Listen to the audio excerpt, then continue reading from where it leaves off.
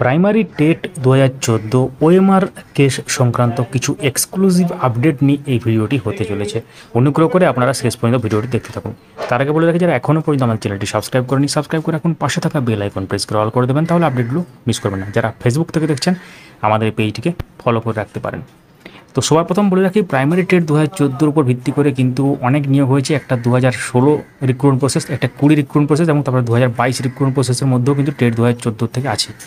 তো in service যারা teacher তাদের ক্ষেত্রে কি হতে চলেছে, অর্থাৎ ইন সার্ভিস যারা টিচার আছেন তাদের ক্ষেত্রে কোনো সমস্যা হতে পারে, এই সংক্রান্ত একটি এক্সক্লুসিভ অডিও ক্লিপ আমরা পেয়েছি সোশ্যাল মিডিয়া থেকে। যদিও এর সত্যতা আমরা যাচাই করতে পারিনি, তো সেই অডিও ক্লিপ আপনারা শুনতে পারেন এবং শেষ পর্যন্ত শুনবেন এবং তারপর আপনাদের মতামত জানাবেন কমেন্টে, এবং সেক্ষেত্রে পুরো ব্যাপারটা যেটা উঠে আসছে সেটা আপনাদের সাথে শেয়ার করা হচ্ছে। তো এই প্রসঙ্গে একটা কথা বলে রাখি, আগামী 30শে এপ্রিল এটার ফাইনাল জাজমেন্ট হওয়ার সম্ভাবনা আছে, যেটা অলরেডি আমরা বলেছিলাম আমাদের সোশ্যাল মিডিয়ার যে পেজে। তো 30শে এপ্রিল ভাইটাল ব্যাপার উঠে আসবে, ইম্পর্টেন্ট ব্যাপার উঠে আসবে, এবং সেক্ষেত্রে কি হতে চলেছে, তার গতি প্রকৃতি কী এবং সেই সম্পর্কিত একটি গুরুত্বপূর্ণ অডিও এবার আপনারা শুনতে চলেছেন।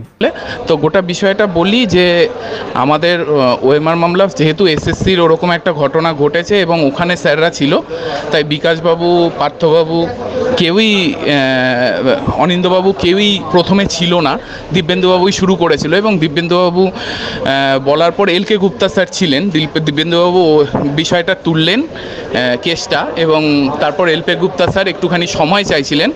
তো রাজশেখর মান্থা বারবারই এলকে গুপ্তা স্যারকে বলছিল যে আর কতদিন বোর্ডের সময় লাগবে, এরপরেও যদি সময় লাগে, এতদিন ধরেও প্লিডিং বা সমস্ত কিছু এভিডেভিট জমা না দিতে পারলে তাহলে আর কতদিন পর দেবেন ওনারা। তাই জন্য উনি বললেন যে আর সময় দেওয়াটা ঠিক না। এরকম অবস্থায় বিকাশবাবু ঢুকলেন এবং বললেন যে এসএসসির মামলাটা ক্যান্সেল হয়ে গেছে এবং সেম গ্রাউন্ডে হয়েছে। এবার তখন মান্থা স্যার বললেন যে তাহলে আমাদের ডিভিশন বেঞ্চের এসএসসি মামলার রায়টাই কনসিডার করতে হবে। আবার সঙ্গে এটাও বললেন শুধু ওই রায় না, বাকি সমস্ত রায়ও কিন্তু আমি কনসিডার করব।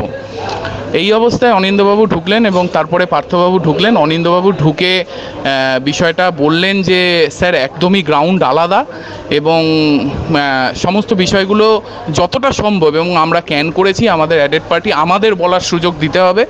তো মান্থা স্যারের অনেকটাই কথা চেঞ্জ হলো এবং পার্থবাবুও বললেন বিষয়গুলো যে আমাদের ক্যান অ্যাডেড পার্টি ব্যাপারটা। তখন উনি বললেন যে সবাইকে কনসিডার করে সবারটা শুনেই আমি জাজমেন্ট দেব। কিন্তু একটা কথা আমি বিকাশবাবু আপনাকেও বলছি এবং অনিন্দবাবুর দিকে, পার্থবাবুর দিকে তাকিয়েই বললেন, আমার স্ট্যান্ড পয়েন্ট হচ্ছে এটা, যাতে কোনোভাবেই যারা এক্সিস্টিং আছেন, চাকরি করছেন, তারা যেন, তাদের ওপর আমি কোনোভাবেই হাত দিতে চাইছি না। তখনই আমি তাদের ওপর হাত দেব যখন আমার কাছে আর কোনো অপশান থাকবে না, আমি অ্যাবাইড বাই ল হব। আদারওয়াইজ এক্সিস্টিং প্যানেলের ওপর আমি হাত দিতে চাইছি না। বিকাশবাবুকে বললেন আপনার যারা ক্যান্ডিডেট আছে তাদের আপনি সাকসেসফুল হওয়ার যোগ্য সেটা প্রমাণ করুন, আর্গুমেন্ট করুন, তাহলে আমরা তাদেরকে, যেহেতু ভ্যাকেন্সি এখনও আছে, তাদেরকে আমরা চাকরি দিতে পারি এখান থেকে। এবং এটা এতদিন পর যদিও দেওয়া উচিত না, কিন্তু যেহেতু আমার কাছে একটা উদাহরণ আছে যে 2009-এর প্যানেল 2021-এ এসে চাকরি পেয়েছে, হাওড়া আছে, নর্থ 24 পরগনা আছে, তো এটা যদিও ঠিক না, কিন্তু যেহেতু আমার কাছে একটা উদাহরণ আছে, আমি বিষয়টাকে মেটাতে চাইছি এবং আমি চাইছি যে যদি কেউ চাকরি পাওয়ার যোগ্য হয় তাদের চাকরিটা দিই। কিন্তু যারা সো কল্ড দুর্নীতি করে চাকরি পেয়েছে আপনারা বলছেন, তাদের ওপর তো ক্রিমিনাল প্রসিডিওরের কেস চলছেই, কিন্তু আমি এই সিভিল ম্যাটারে তাদের রিক্রুটমেন্টের ওপর কোনোভাবে হাত দিতে চাইছি না। এবার যদি আমার কিছু করার না থাকে শেষ অবধি, তাহলে সেটা করতেই হবে, কিন্তু এটা হোক, এটা আমি চাই না। তো উনি 2009-এর উদাহরণ দিয়েই এটা বললেন। এবং বিকাশবাবু তখনও বললেন কিন্তু স্যার তাদের মধ্যে যদি দুর্নীতি থাকে, বলছে দুর্নীতি বলবেন না, সো কল্ড বলুন, তাদের ওপর অভিযোগ আছে, তাই দুর্নীতি বলবেন না। সেটা তো ক্রিমিনাল কেস চলছেই, সিবিআই ইনভেস্টিগেশন করছে, তার জিনিস দেবে, যারা করেছে তাদের ওপর কেস চলছেই। কিন্তু আমি সিভিল ম্যাটারের দিক থেকে দেখুন, ওরা এতদিন চাকরি করেছে, ওদের ওপর তখনই আমি হাত দেব যখন তখন আমার আর করার কোনো অপশান থাকবে না, এই বললেন। এবং উনি বিশেষ বোর্ডকে বা কাউকেই আর সময় দিতে চাইছেন না ম্যাটারটায়, বলেছে অনেক সময় হয়েছে। অনিন্দবাবু বললেন দেখুন অনিন্দবাবু বললেন আমরা তো সময় পাইনি, আমাদের একটু টাইম দিন। তখন উনি বললেন না আপনারা যা করার টাইমের মধ্যে করুন, আমি আর এটায় বেশি সময় দিতে পারবো না। বাই স্যাটারডে উনি টাইম দিলেন, স্যাটারডের মধ্যে সমস্ত কারো কিছু বলার থাকলে সেটা এভিডেভিট আকারে জমা দিতে হবে। বোর্ডকেও বললেন স্যাটারডের পরে, এবং বিকাশবাবুদেরও বললেন, বিকাশবাবুদের তো বললেন আপনারা কিছু সাবমিটই করবেন না, বোর্ডকে বললেন এবং আমাদের উকিলকেও বললেন স্যাটারডের পরে আর কোনো কিছু আমাকে নিতে বলবেন না, স্যাটারডে ফাইনাল ডেট, তার মধ্যে করবেন। অনিন্দবাবুকে বললেন, পার্থবাবুকেও বললেন যে আপনাদের কিছু বলার থাকলেও সেটা স্যাটারডের মধ্যে জানাবেন।